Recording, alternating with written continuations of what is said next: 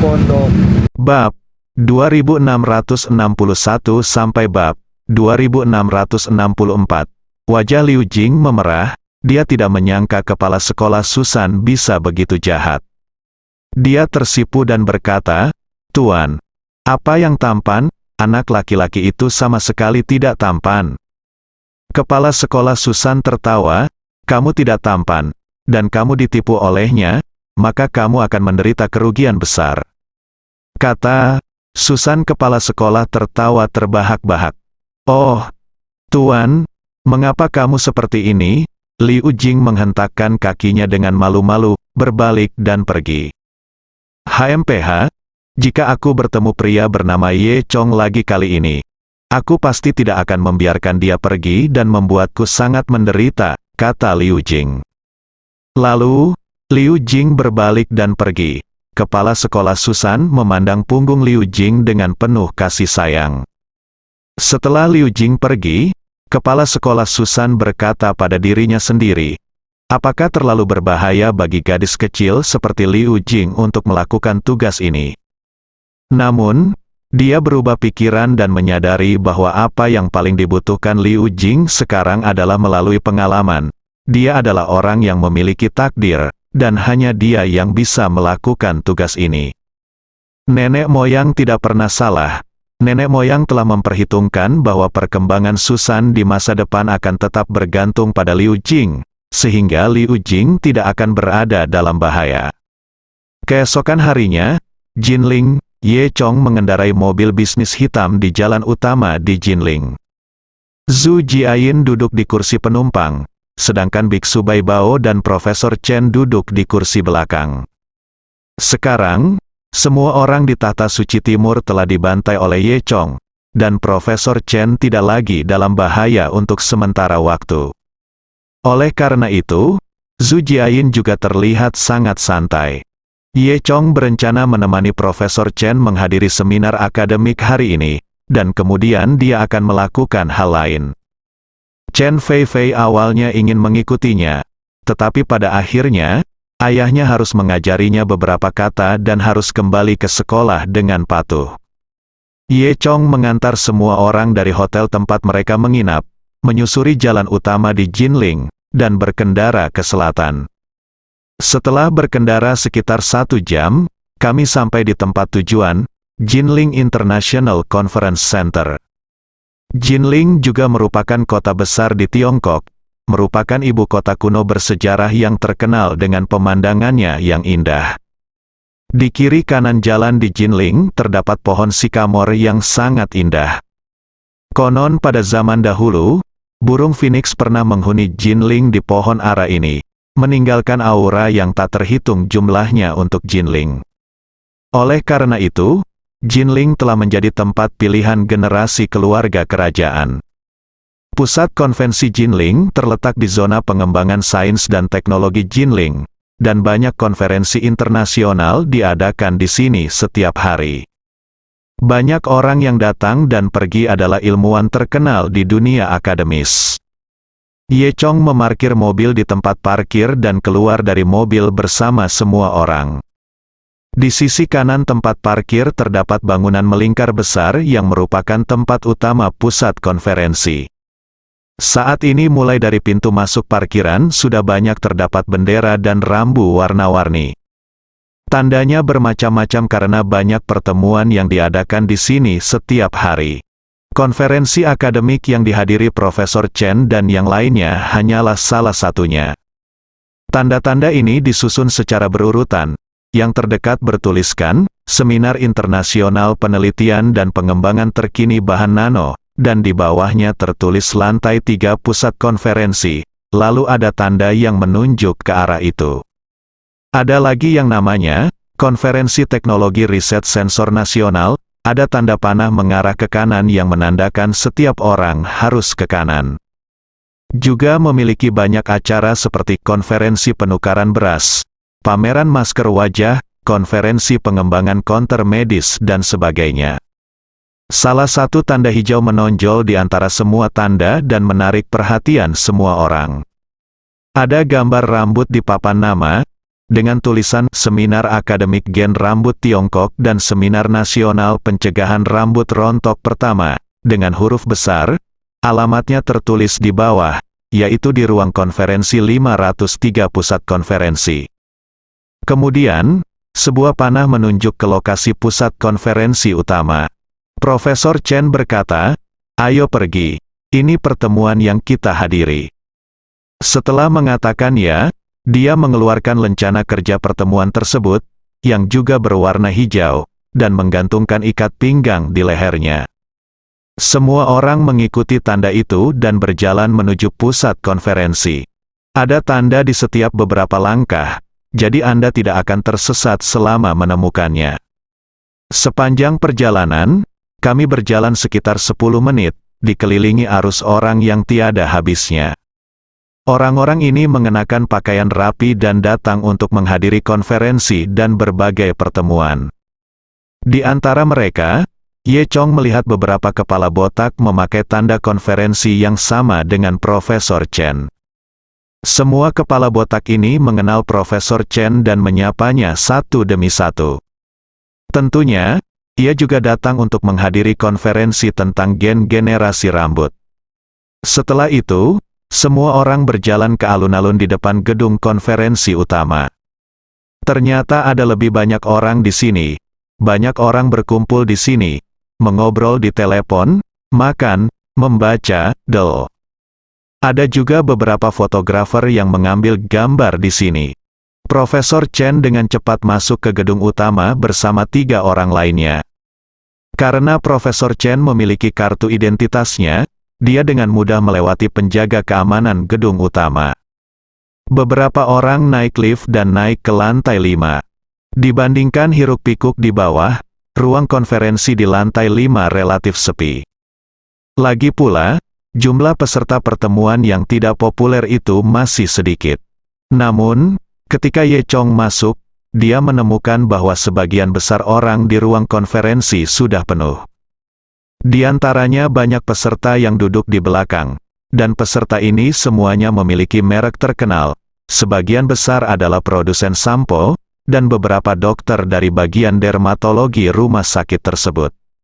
Di panggung depan terdapat deretan meja yang dilapisi selimut beludru merah, tempat duduk para pakar perkuliahan.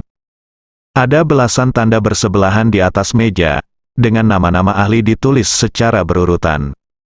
Saat ini, kecuali Profesor Chen, semua ahli lainnya sudah duduk di sana. Jika Anda perhatikan lebih dekat, Anda akan melihat bahwa para ahli ini memiliki rambut yang menipis atau tidak memiliki rambut sama sekali. Ye Chong khawatir, bisakah orang-orang dengan rambut sekecil itu benar-benar menyelesaikan masalah pertumbuhan kembali rambut? Sebagai perbandingan, Profesor Chen memiliki rambut paling banyak. Ketika mereka melihat Profesor Chen datang, kedua sekretaris yang bertanggung jawab atas urusan konferensi segera datang dengan hormat. Setelah mereka mengucapkan beberapa patah kata kepada Profesor Chen, mereka mengundang Profesor Chen naik ke atas panggung. Karena Ye Chong dan 2 lainnya datang bersama Profesor Chen, mereka juga menerima perlakuan istimewa dan duduk di baris pertama auditorium. Profesor Chen berjalan ke mimbar dan duduk di tengah kursi. Kemudian, setelah semua orang tiba, sekretaris rapat memberi isyarat agar semua orang diam. Baiklah semuanya, harap diam, pertemuan kita sudah dimulai sekarang. Segera, lingkungan sekitar menjadi sunyi. Pertama-tama, semua orang dipersilakan untuk menghadiri pertemuan khusus kami. Isi dari pertemuan kami adalah tentang masalah generasi rambut di kalangan masyarakat kita. Sekarang, masalah rambut rontok meresahkan banyak orang. Tidak hanya kami orang-orang paruh baya, tapi juga masalah rambut rontok. Banyak anak muda yang menyukai kecantikan dan kini diganggu oleh masalah rambut rontok mereka. Kehilangan rambut di usia muda. Beberapa dari mereka mulai kehilangan rambut sebelum mereka menemukan pasangan. Beberapa dari mereka pernah hampir kehilangan rambutnya ketika masih duduk di bangku kuliah. Seperti yang kita ketahui bersama, seberapa besar pengaruh rambut rontok terhadap penampilan seseorang. Saat ini, terdapat berbagai macam produk yang beredar di pasaran yang mengatasnamakan generasi rambut. Namun, setelah menggunakannya, semua orang merasakan efeknya rata-rata. Pembawa acara menyampaikan beberapa kata pembuka yang menyayat hati. Tentu saja, ada juga teknologi generasi rambut. Kami melakukan transplantasi rambut, tetapi harga satu transplantasi rambut tidak terbayangkan. Sedangkan untuk memakai wig, semua orang berpikir itu tidak nyaman. Pembawa acara selesai. Setelah itu kata-kata ini, banyak orang terdiam. Namun, saya juga ingin menyampaikan kabar baik kepada Anda. Kini para ilmuwan dari berbagai negara telah menemukan bahwa sebenarnya ada gen untuk pertumbuhan rambut di tubuh manusia kita. Jika gen ini dapat dimanfaatkan dengan baik, kita dapat memiliki rambut terus beregenerasi. Pembawa acara melanjutkan. Jadi, kami mengumpulkan para ahli di industri hari ini dan secara khusus menyelenggarakan seminar ini, berharap menemukan cara untuk menggunakan gen ini. Pada saat itu, semua orang akan memiliki rambut tebal. Pada saat itu, saya rasa semua orang akan sangat bahagia. Kami juga berharap setelah seminar ini, kita semua dapat menumbuhkan rambut yang tak terhitung jumlahnya, dan kata pintar tidak lagi digunakan. Setelah mengatakan ini, semua orang bersorak-sorai dan bertepuk tangan. Kemudian, pembawa acara membungkus sedikit kepada semua orang, dan wignya terlepas, memperlihatkan kepala botak. Sontak, orang-orang yang hadir tertawa. Pembawa acara tersipu dan segera memasang wig di kepalanya. Kemudian dia berkata, "Baiklah semuanya, maafkan saya, mari kita mulai pertemuan hari ini sekarang." Pembawa acara mulai tergagap dengan gugup, butuh waktu lama untuk menenangkan diri. Lalu dia melanjutkan, "Sekarang kami ingin mengundang ahli biologi paling terkenal di negara kami, Profesor Chen Qiangguo, untuk memperkenalkan penelitiannya kepada kami." Profesor Chen diundang. Lalu, pembawa acara menyerahkan mikrofon kepada Profesor Chen. Profesor Chen membuka pidatonya, berdehem, dan mulai membuat laporannya. Saya harus mengatakan bahwa Profesor Chen masih memiliki dua keterampilan. Bahkan Ye Chong dapat memahami satu atau dua di antaranya. Meskipun mendalam, semua orang memahaminya setelah Profesor Chen mengatakannya. Pada saat ini, Ye Chong tiba-tiba menyadari bahwa sepertinya ada sepasang mata di belakangnya yang menatap Zhu Jiayin. Ye Chong berbalik, dan tentu saja, dia menemukan bahwa duduk di baris ketiga di belakangnya adalah seorang pria muda berlengan pendek berwarna abu-abu, mungkin berusia 20-an. Wajahnya putih dan cerah, matanya kecil, dan potongan rambutnya sangat berminyak. Mata itu menyipit, menatap Zhu Jiayin tanpa berkedip. Zhu Jiayin tidak menyadari hal ini, tapi Ye Chong melihatnya dengan jelas. Dia tidak bisa menahan senyum pahit di dalam hatinya, sepertinya dia adalah anak kecil yang tertarik pada Zhu Jiayin. Ye Chong sudah terbiasa dengan pemandangan seperti ini. Dia tidak terlalu peduli, setiap orang menyukai kecantikan, dan tidak ilegal bagi orang lain untuk melihat Zhu Jiayin. Seluruh seminar rambut berlangsung selama 1 jam. Ye Chong mendengarkan, dan keuntungan terbesar baginya adalah Ye Chong tahu bahwa ada begitu banyak orang yang membutuhkan pertumbuhan kembali rambut. Tampaknya ini adalah pasar besar lainnya. Ye Chong berpikir bahwa ketika dia punya waktu, dia bisa mengembangkan plester generasi rambut dan bekerja sama dengan Profesor Chen. Pada saat itu, penambahan produk Longshan Group juga akan menjadi perkembangan besar bagi Longshan Group. Tentu saja, tidak sulit untuk membuat produk seperti itu. Setidaknya ada selusin resep kuno dalam warisan Luseng Ye Chong, yang semuanya didasarkan pada generasi rambut. Sayangnya kebiasaan kuno ini telah lama hilang. Jika tidak, orang-orang Tiongkok tidak akan menderita karena masalah pertumbuhan kembali rambut. Setelah itu, pertemuan berakhir dan semua orang pergi. Profesor Chen mengucapkan selamat tinggal kepada para ahli lainnya satu demi satu. Awalnya, ahli lain ingin mengundang Profesor Chen makan bersama. Profesor Chen berkata dia masih memiliki beberapa hal yang harus dilakukan, jadi dia menolak. Akhirnya, banyak ahli dan lainnya pergi.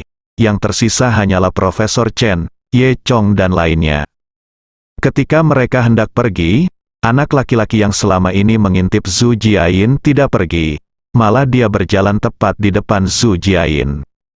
"Cantik, ayo kita minum kopi bersama," kata anak laki-laki itu sambil tersenyum. Zhu Jiayin mengangkat alisnya, "Aku tidak tertarik, dan aku tidak mengenalmu." Zhu Jiayin sudah lama terbiasa dengan situasi ini. Dia melambaikan tangannya dan berkata, "Maaf, saya tidak tertarik padamu. Kamu boleh pergi," tapi Jiang Zhang jelas tidak mau menyerah. Dia tersenyum, membungkuk dan berkata, "Mengapa kamu tidak tertarik? Setelah mengobrol, kamu akan tertarik. Bagaimana, cantik? Kamu tidak akan menderita jika kamu mengenalnya." Zhu Jiayin menggelengkan kepalanya dan berkata, "Sebaiknya kamu pergi." Jiang Zhang menjadi sedikit tidak senang. "Aku tahu kamu harus memberimu wajah. Tahukah kamu siapa aku? Apakah kamu kenal keluarga Jinling Jiang? Apakah kamu tahu status Jinling Jiang keluarga?" Zhu Jiayin mengangkat alisnya, "Keluarga Jinling Jiang dia, aku sebenarnya pernah mendengarnya. Itu adalah keluarga nomor 1 di kota Jinling. Namun, dengan status Zhu Jiayin sebagai keluarga nomor 1, bagaimana dia bisa peduli dengan keluarga Jiang di dunia sekuler?" Zhu Jiayin tersenyum dan berkata, "Keluarga Jiang apa? Saya tidak tahu, dan saya sudah punya pacar."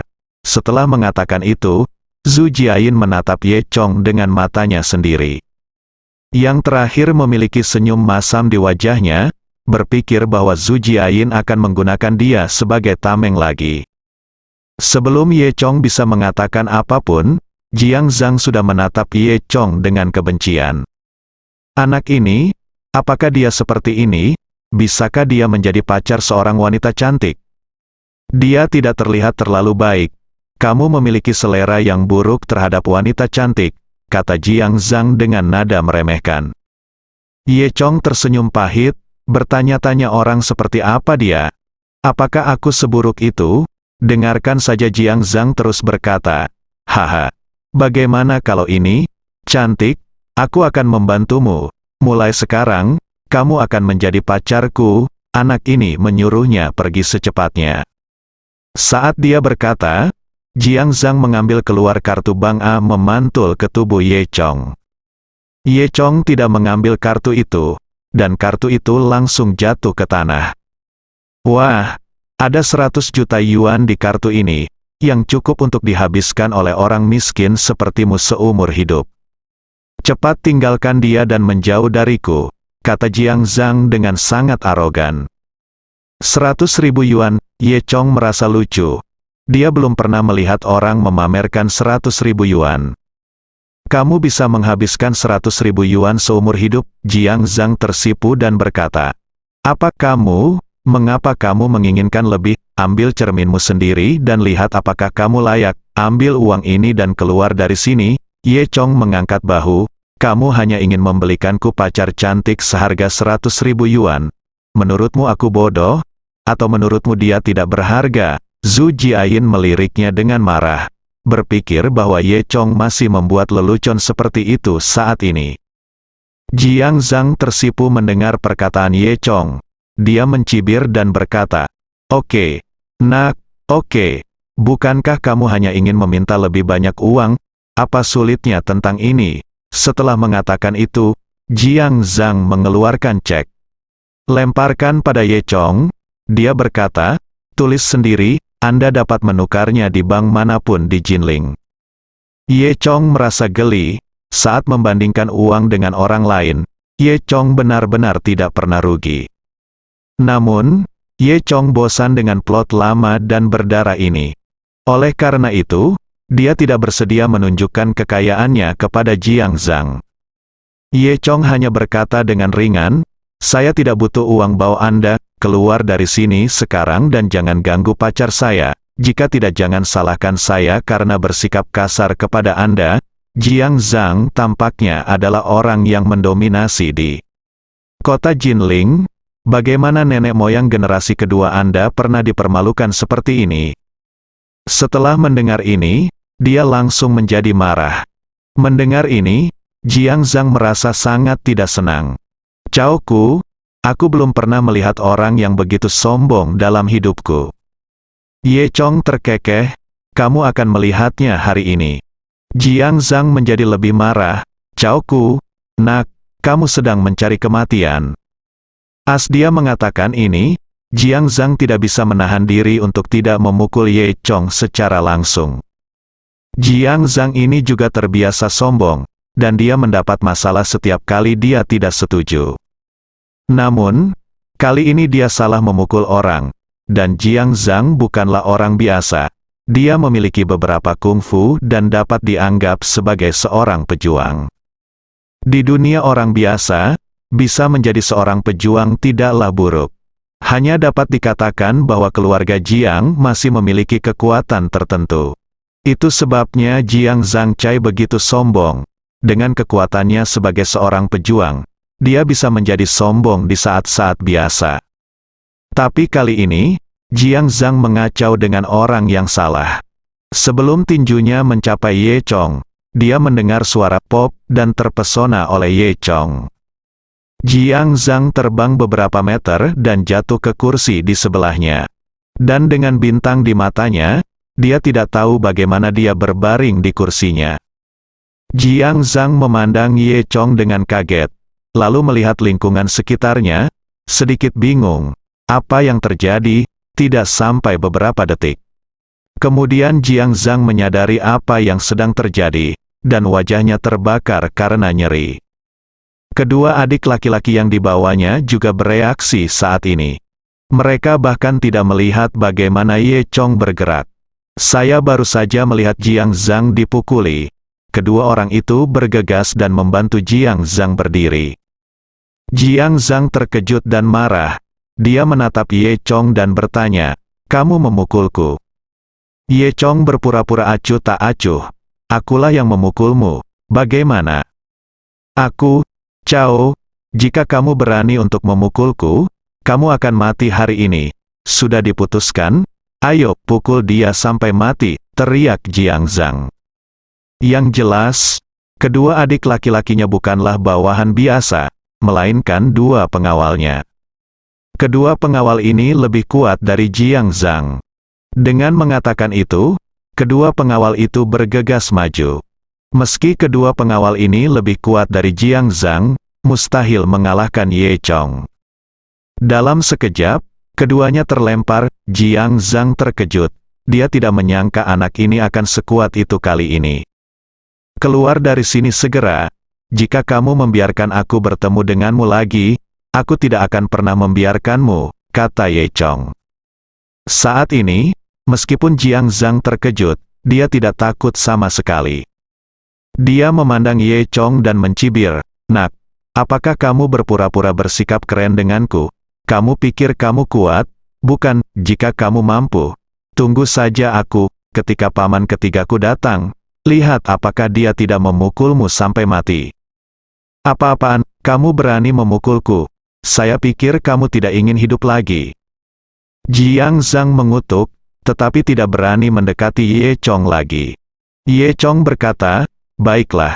Segera hubungi paman ketigamu dan biarkan aku melihat seperti apa dia." Kata-kata Ye Chong mencekik Jiang Zhang, karena Jiang Zhang tidak tahu siapa dia, kemana perginya paman ketiga.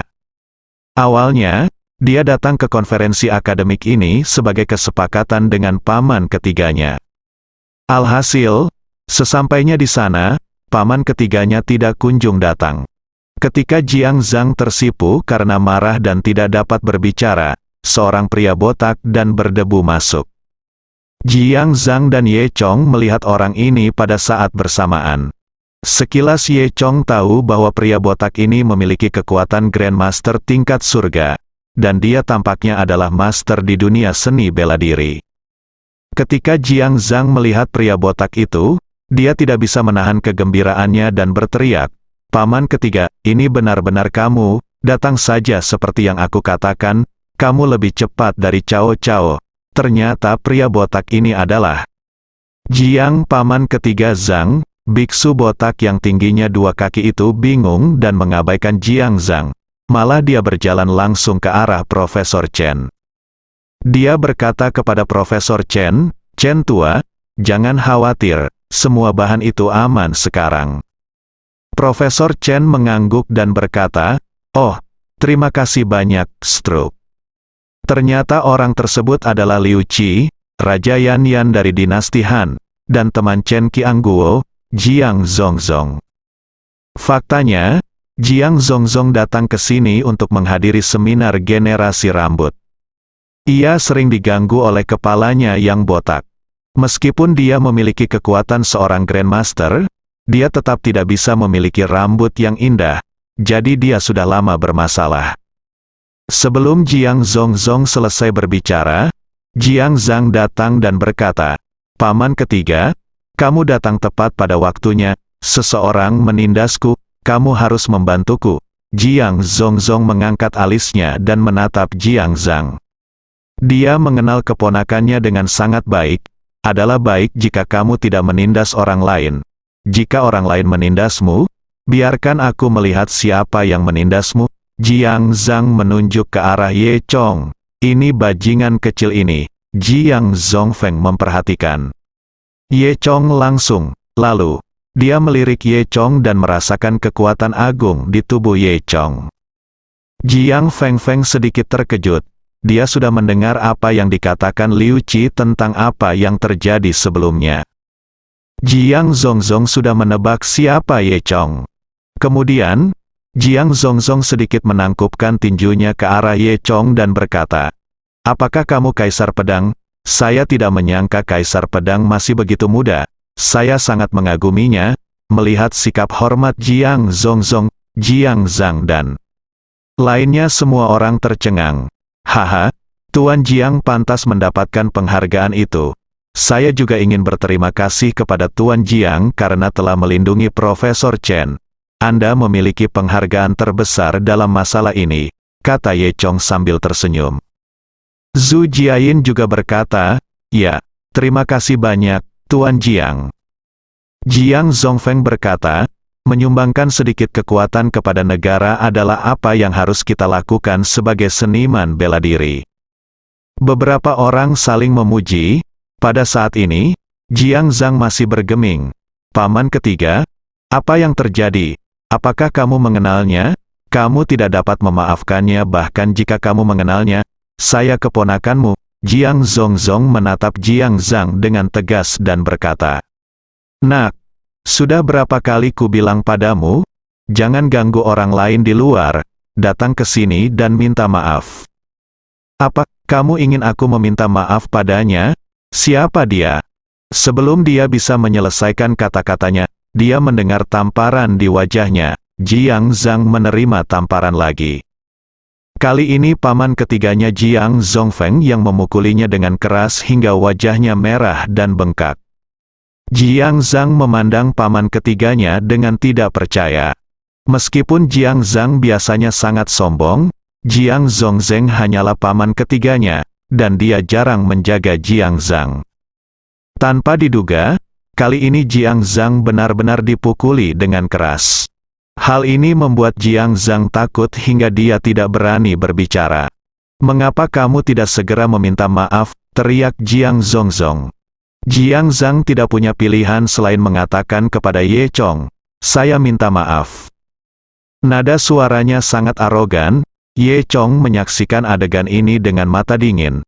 Dia tahu bahwa tamparan Jiang Zhongfeng pada Jiang Zhang sebenarnya untuk menyelamatkan Jiang Zhang. Jelas bahwa Jiang Zhongzong juga mengenal Ye Chong.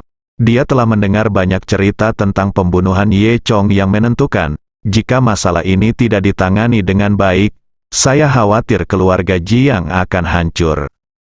Menamparkan Jiang Zhang sampai mati akan dianggap sebagai pukulan kecil.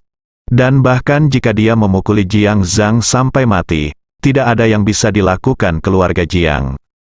Ketika Jiang Zhongzheng menyerang Jiang Zhang, dia sebenarnya hanya ingin Ye Chong melewati Jiang Zhang. Dan Ye Chong tidak mengatakan apa-apa, dia hanya berpikir itu untuk memberi wajah pada Jiang Zhongzhong, lupakan saja kali ini. Tetapi jika Anda melihat saya melakukan sesuatu yang mendominasi di masa depan, saya tidak akan sopan. Terima kasih, Tuan Ye, karena telah memberi saya wajah ini, kata Jiang Zhongfeng. Dia juga tahu bahwa Ye Chong tidak peduli dengan Jiang Zhang, dia hanya memberikan dirinya wajah yang besar. Jiang Zhang, bagaimanapun, tidak tahu tentang ini. Dia menutupi wajahnya dan menatap Ye Chong dengan marah. Dia tidak menyangka paman ketiganya akan membantu orang luar memukulinya, dan dia sangat marah. Dia menghubungkan segalanya dengan Ye Chong. Dia tidak tahu bahwa dia telah melewati gerbang neraka. Setelah itu, Profesor Chen pamit terlebih dahulu. Zhu Jiayin, sebaliknya, terus bertanggung jawab melindungi Profesor Chen jika terjadi kesalahan. Jiang Zhongzhong awalnya ingin mentraktir Ye Chong makan malam, tapi Ye Chong juga ingin pergi ke rumah sakit untuk memeriksa kondisi Pan Wei, jadi semua orang bubar. Di sisi ini, Jiang Zhang kembali ke rumah. Semakin dia memikirkannya, dia menjadi semakin marah. Tanpa diduga, paman ketiganya justru membantu orang luar. Penghinaan hari ini terlalu besar dan terlalu penuh kebencian. Status keluarga Jiang saat ini sebenarnya sebagian besar disebabkan oleh keberadaan Jiang Fengfeng sebagai seorang master, menjadikannya keluarga dominan di kota Jinling. Jiang Zhang tidak berani menyinggung paman ketiganya. Tapi dia benar-benar tidak bisa menelan nafas ini, dan setelah memikirkannya, dia memikirkan temannya yang lain. Haha, paman ketiga, jika kamu tidak membantuku, kamu pikir tidak ada yang bisa aku lakukan? Jika kamu tidak membantuku, aku punya sesuatu yang lebih baik. Dengan mengatakan itu, Jiang Zhang mengeluarkan ponselnya dan membuat panggilan ke orang lain. Orang yang menjawab telepon tidak lain adalah Liu Bai'e, putra tertua keluarga Liu.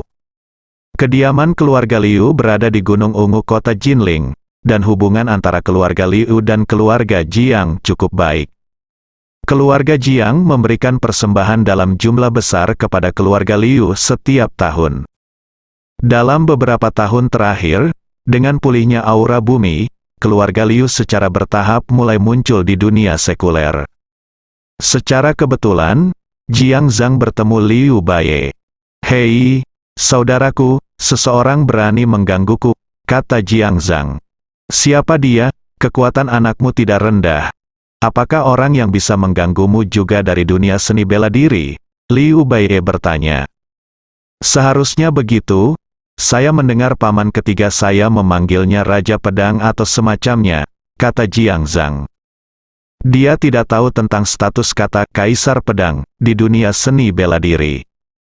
Tapi saat menyebut dua kata ini, mata Liu Bai'e berbinar.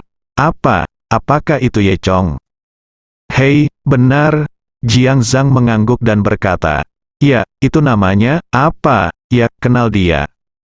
Liu Bai'e mendengus dingin, lebih dari sekedar kenalan. Sebelumnya, keluarga Liu dikalahkan oleh orang-orang yang dipimpin oleh Ye Chong di markas tim Sprout, sungguh memalukan dan terhina. Saat itu, pedangnya dihadang oleh Ye Chong. Liu Bai'e selalu mengkhawatirkan masalah ini. Namun, pada saat itu, karena Zhao Sanhe dan ahli lainnya hadir, serangan Liu Bai'e tidak mudah baginya. Dia tahu bahwa Ye Chong memiliki kekuatan.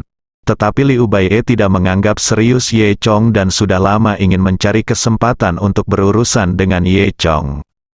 Saya tidak menyangka kesempatan itu akan datang sekarang. Liu Bai'e bertanya, dia ada di Jinling sekarang. Benar, kata Jiang Zhang, bagus sekali.